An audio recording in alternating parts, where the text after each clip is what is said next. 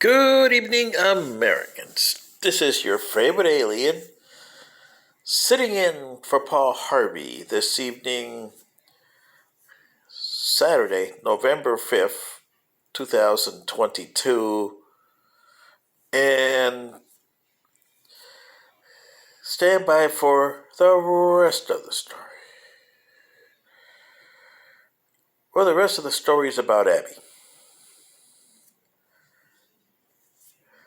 Abby was living in Buffalo, New York when she got the message from her husband that they were going to be moving into his dream house. And she couldn't wait to get there. Well, Abby met her husband, and when she got to their dream house, it turned out to be the house of her nightmares.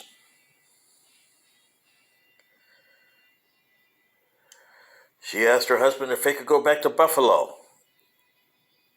And her husband says, "No, I'm sorry, I'm committed to this, unfortunately." And, well, he didn't like the house much either. He used to call it the temple of my inconvenience, or the temple of inconveniences. Well, it was a temple and there was a lot of inconveniences. Poor Abby at her age, middle-aged, and she said in the old days we had to carry water all over the place for us. This is not the old days, and why should I have to carry water? Why should I have a fireplace kitchen? It's like we went back centuries. She had a point there. And her husband had this friends that he wanted to invite. But he told them, "Well, you can come in and visit us this winter. And I have a room that's already made up in this temple of inconveniences." So, the room was right. It was already made up. It was the only thing that was made up right in a temple of inconvenience.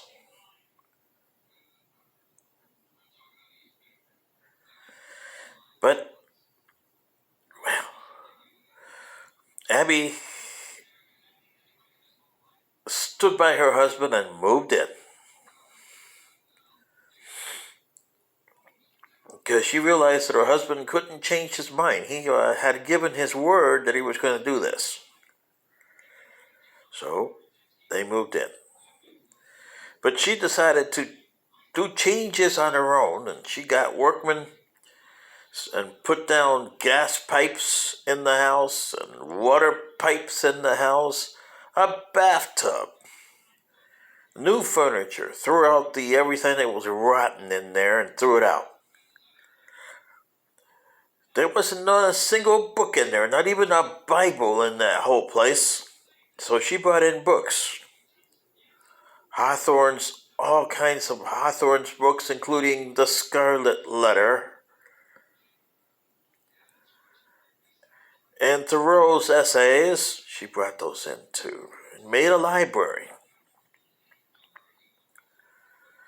She brought artwork in, and artwork that hadn't been there for decades. She brought it back. And then she had a big party. She had a big tub for shower that she needed. And like I said, they put in the pipes for gas, and they put in the pipes for water, a big kitchen range. Oh, they were doing all kinds of stuff there. Chef, to make the people that came to visit them feel pampered and relaxed.